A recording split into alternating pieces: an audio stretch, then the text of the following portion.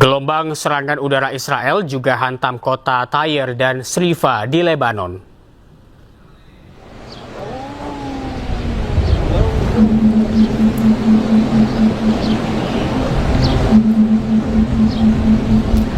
Rudal Israel terekam kamera menggempur kota Tyre, Lebanon.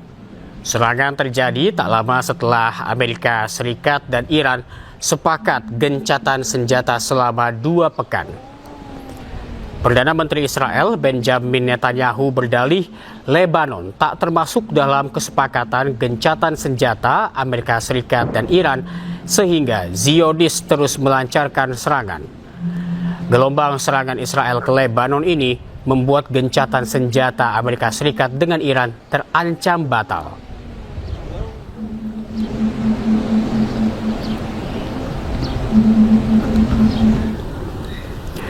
Amerika Serikat, Israel, dan Iran terus tarik ulur keputusan gencatan senjata. Ketiga negara ini masih terlibat saling serang. Lebanon pun tetap menjadi target serangan Israel.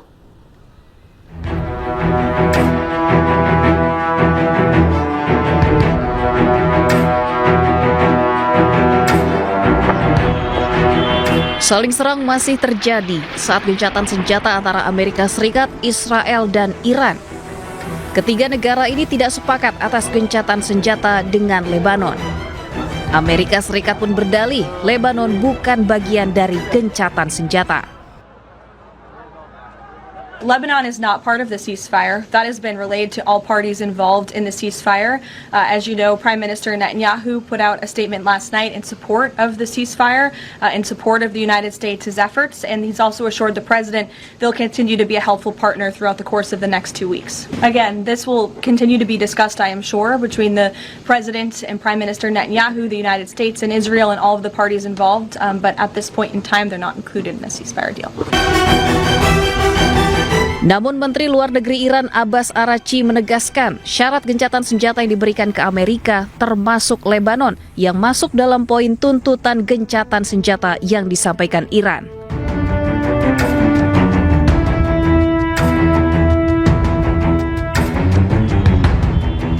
Di tengah serangan yang terjadi di Lebanon, Presiden Amerika Serikat melalui media sosial miliknya menegaskan seluruh kapal perang dan pasukan Amerika akan bertahan di Timur Tengah untuk tetap mengawal gencatan senjata.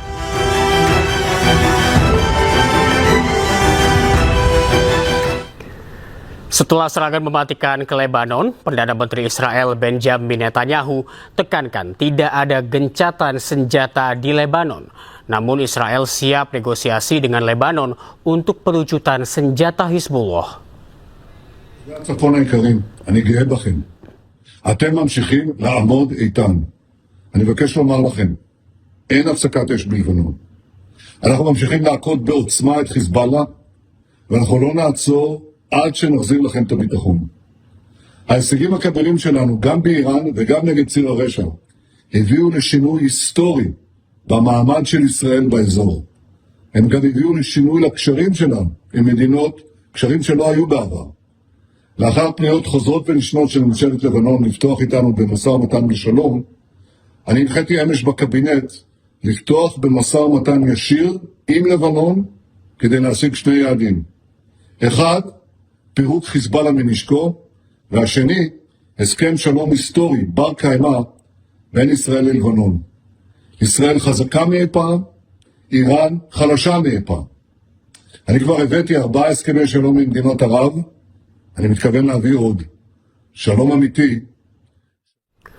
Sementara itu Lebanon menuntut untuk diikutsertakan dalam perjanjian gencatan senjata. Lebanon juga tegaskan tidak menerima pihak manapun untuk bernegosiasi atas nama mereka.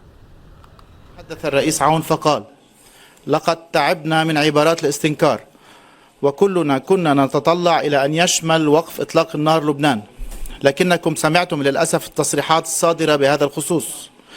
إن الاتصالات التي نقوم بها دولة الرئيس وأنا مع عدد من أصدقاء لبنان في العالم نطالب فيها بإعطاء فرصة كما أعطيت بين الولايات المتحدة الأمريكية وإيران لوقف إطلاق النار والذهاب إلى المفاوضات والضغط في اتجاه أن يكون لبنان جزءا من اتفاق وقف إطلاق النار كي ننطلق في المفاوضات. وتابع النقطة الأساسية الثانية هي أننا كدولة لها كيانها ووجودها، والدولة هي التي تفاوض، ولا نقبل بأن يفاوض أي أحد سوانا. أضاف فخامة الرئيس: فنحن لنا القدرة والإمكانيات للتفاوض، وتاليا لا نريد أن يفاوض أي أحد عنا. Turki angkat bicara terkait gencatan senjata yang dilakukan Amerika Serikat dan Iran. Turki menyambut baik gencatan senjata tersebut, namun memperingatkan serangan keji Israel ke Lebanon bisa merusak kesepakatan. Bu çerçevede kardeş Pakistan'ın aktif şekilde destek verdiğimiz girişimiyle varılan 2 haftalık ateşkesi büyük memnuniyetle karşılıyoruz. Ateşkesin sahada Lübnan'ı da kapsayacak şekilde tam olarak uygulanmasını ve sürecin kalıcı bir barışa evrilmesini temenni ediyoruz. Bunun yolunun ancak diyalog, diplomasi ve karşılıklı güvenin yeniden tesis edilmesiyle mümkün olacağını tüm taraflara vurguluyoruz. Bu çerçevede Pakistan'da başlayacak görüşmelerde tarafların uzlaşmacı, esnek, sabırlı ve yapıcı bir tutum sergilemeleri de ayrıca önem taşımaktadır. Yaşanan krizlerden gerekli dersler çıkarılmalı, İsrail'in müzakere sürecini sabote etmeye yönelik bilinen eylemlerine karşı aklı selimle hareket edilmesi zaruridir. Özellikle dünya kamuoyunun da İsrail'in muhtemel sabotaj hamlelerine karşı hazır olması. Sementara itu, pemimpin oposisi Israel, Yair Lapid, mengkritik keras Perdana Menteri Israel, Benjamin Netanyahu. Ia mengklaim Israel tidak memiliki pengaruh apapun terhadap kesepakatan gencatan senjata Amerika Serikat Iran dan menilai Netanyahu gagal secara politik. מכר לציבור בסדרה של מסיבות עיתונאים תיאטרליות, תוכנית אסטרטגית שלא הייתה קיימת. לישראל לא הייתה שום השפעה על ההסכם שנחתם הלילה בין ארצות הברית לאיראן בתיווך פקיסטני. ינסו למכור לכם שהשפענו מאחורי הקלעים, שהתייעצו איתנו, שהיו שיחות ליליות ופגישות חשאיות. תדעו, אלו שקרים חלולים. נתניהו הפך אותנו למדינת חסות שמקבלת הנחיות בטלפון בנושאים שנוגעים לליבת הביטחון הלאומי שלנו, וברגע Amerika Serikat mengamini Israel menolak memasukkan Lebanon dalam poin gencatan senjata dengan Iran.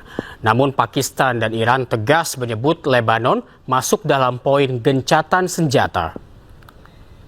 خلقوا المجمع عيانا والشهداء مليانه هون يا جماعه الخير انا قدام رفيعي. Israel membombardir Lebanon Rabu 8 April ke 100 titik yang diklaim Israel sebagai lokasi Hizbullah. Ledakan dahsyat menghancurkan gedung-gedung komersial dan permukiman di Beirut. Ratusan orang tewas dan terluka akibat serangan Israel 1 jam setelah pengumuman kesepakatan gencatan senjata antara Amerika dengan Iran. Padahal Perdana Menteri Pakistan Shehbaz Sharif serta Iran tegas menyebut Lebanon masuk dalam poin gencatan senjata, namun Amerika dan Israel menolak.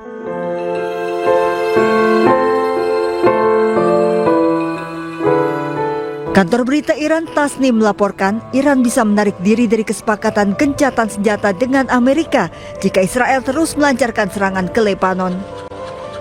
Sementara kantor berita Iran Fars juga melaporkan Teheran menangguhkan Selat Hormuz dibuka setelah serangan Israel ke Lebanon. Analis Timur Tengah dari Universitas Al-Azhar Indonesia, Pizarro Gozari Idrus, mengungkapkan Israel membombardir Lebanon dengan dalih tak diikutsertakan dalam gencatan senjata Amerika Serikat dan Iran. Israel juga akan melakukan upaya agar gencatan senjata batal. Saya sangat naif ya, dia mengatakan tidak tahu 10 proposal usulan dari Iran karena itu sudah disampaikan oleh Trump sebetulnya.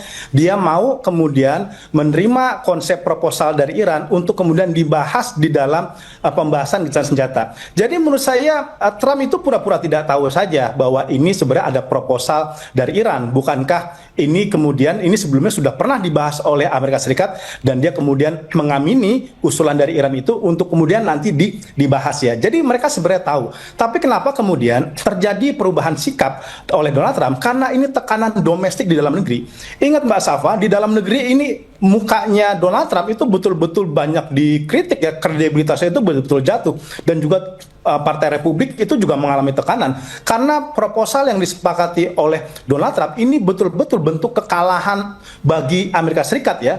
Makanya kemudian ada pernyataan di dalam internal Amerika Serikat yang mengatakan ini bencana bagi Amerika Serikat. Bahkan jika kemudian proposal ini disetujui oleh Amerika Serikat, ini kekalahan pertama terbesar bagi Amerika Serikat sejak mereka mendeklarasikan diri sebagai negara superpower. Ini yang kemudian akhirnya berupaya direvisi oleh Donald Trump, berupaya direvisi oleh Amerika Serikat. Bahkan juru bicara Gedung Putih mengatakan mereka sudah membuang 10 proposal Iran ke dalam tong sampah gitu ya. Baik. Dan ini juga membuktikan bahwa sebenarnya Amerika Serikat itu benar-benar tidak ingin ada damai dengan Iran. Mereka tetap punya hasrat untuk melakukan serangan kepada Iran sampai mencapai kemenangan.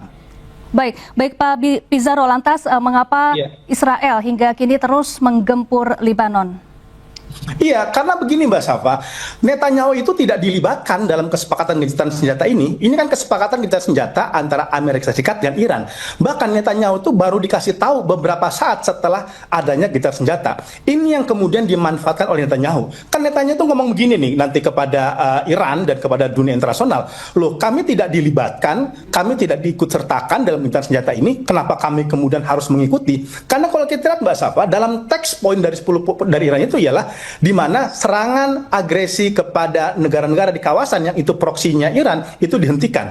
Masalahnya kan yang menyerang Hizbullah itu bukan Amerika Serikat, tapi Israel. Nah, Netanyahu memanfaatkan celah ini di mana nama Israel tidak disebut di dalam teks, di mana nama Netanyahu tidak disebut dalam teks, untuk dia membenarkan melakukan serangan kembali kepada wilayah Lebanon. Dan jangan lupa, Israel itu punya doktrin namanya Clean Break Doctrine. Itu dibentuk oleh Netanyahu tahun 96. Apa itu isinya? Ialah kalau Israel mau eksis, kalau Israel mau kemudian membangun visi negara Israel Raya, itu tidak bisa dicapai dengan cara diplomasi, gencatan senjata, dan negosiasi. Memang harus perang. Nah, sejak saat itu makanya Israel itu berhasrat untuk kemudian melakukan serangan ke berbagai negara, ke Lebanon, ke Irak, ke Palestina, ke Suriah, ke lembaga-lembaga lainnya, agar kemudian negara-negara tersebut, kawasan tersebut, itu tunduk kepada Netanyahu, karena Netanyahu itu punya visi membangun negara Israel Raya. Doktrin ini dibentuk sejak tahun 96 dan tidak pernah direvisi oleh Israel, karena bagi Israel jalan mereka bisa memenangkan pertarungan di Timur Tengah hanya melalui jalan perang, tidak pernah diplomasi.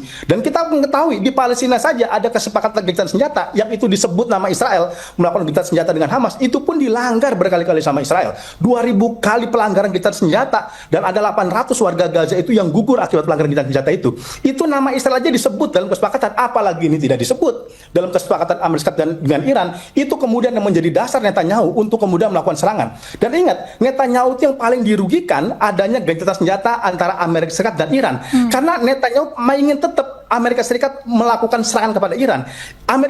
Israel itu tidak bisa berhadapan dengan Iran sendiri. Dia tidak bisa melawan Iran tanpa dibantu oleh Amerika Serikat.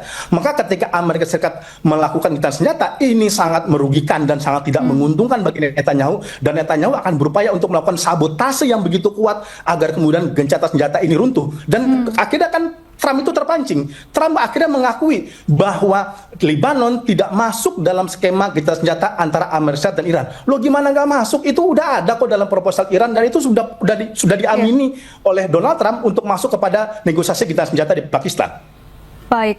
Kemudian untuk diplomasi atau langkah selanjutnya, poin-poin apa saja yang perlu ditekankan agar tidak rancu dan seluruh pihak ini benar-benar dapat mematuhi kesepakatan gencatan senjata? Iya, ini memang ada perbedaan tafsir Mbak Safa antara Washington dengan Teheran, antara Amerika Serikat dan Iran.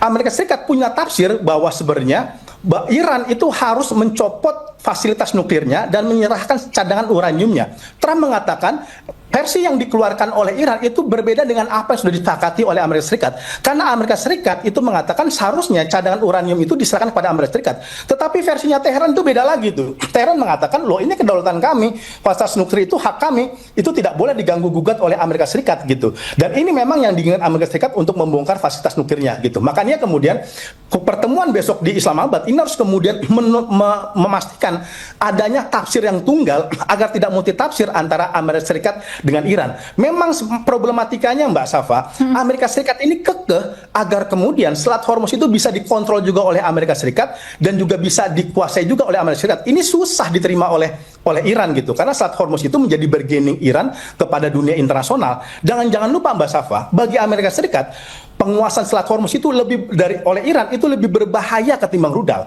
Karena dampak penguasaan Selat Hormuz dari Iran itu bisa kemudian melakukan tekanan kepada negara Eropa, tekanan kepada negara Teluk, tekanan pada dunia internasional untuk menghentikan laju agresi yang dilakukan oleh Donald Trump. Makanya besok ini menjadi titik krusial pertemuan antara Amerika Serikat dengan Iran. Memang kalau dalam diplomasi itu tidak bisa masing-masing pihak itu menuntut skala tinggi kayak gitu. Itu harus ada kemudian kesepakatan win-win solution. Ya kira-kira Amerika Serikat harus menurunkan egonya, Iran harus menurunkan egonya, yang kemudian yang paling pertama krusial harus disepakati adalah berhentinya Amerika Serikat melakukan serangan kepada Iran. Saya memaklumi Mbak Safa, kenapa kemudian Iran mengatakan kami tetap melakukan serangan kepada Amerika Serikat, karena terbukti setelah gencatan senjata diberlakukan, itu Teheran masih diserang oleh Amerika Serikat, yang ini kemudian membuat Iran tidak ada pilihan kecuali untuk membalas serangan yang dilakukan oleh Amerika Serikat. Makanya yang paling penting ialah redakan dulu ketegangan, tidak ada lagi agresi, agar kemudian mereka bisa dengan kepala dingin menyusun agenda gencatan senjata.